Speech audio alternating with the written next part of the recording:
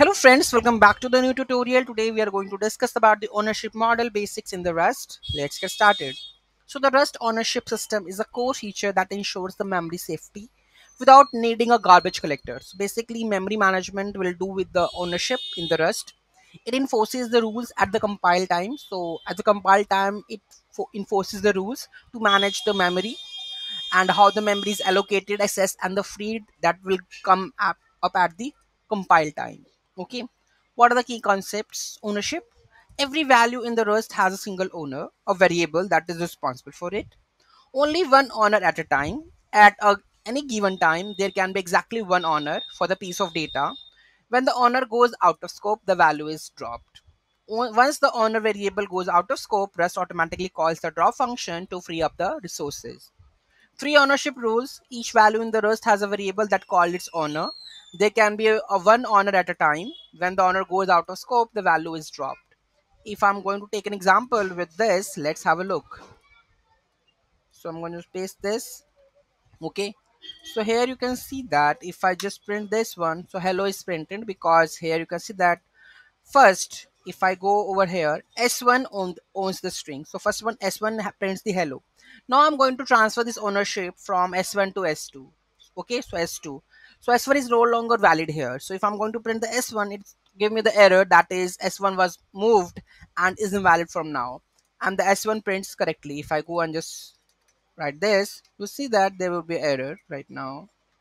So there would be error. Borrow of moved value to S1. Okay, so hope we are clear on that. So S1 owns the string initially, assigning S1 to the S2. Ownership's S1 is invalid now.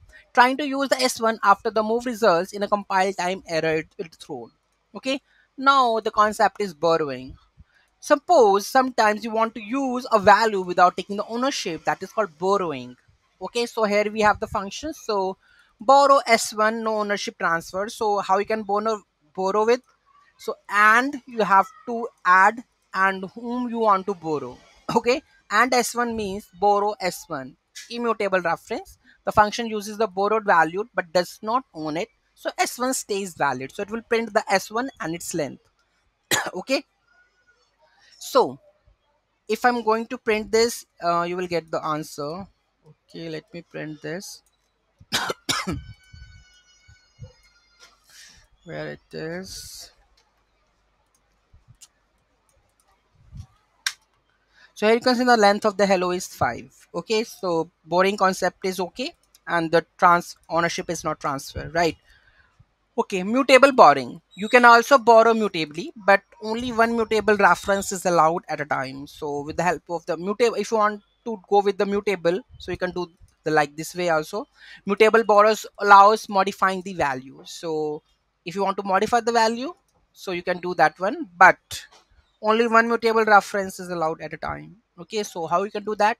You can use the change and at the rate mute and the mutable borrow. Okay, so this is mutable borrow, that is S, right? So this is all about the borrowing and ownership. Hope you will get the little bit understanding what exactly they are. Any doubt, any query, do let me know in the comment section. Thank you so much for watching this video. Have a great day.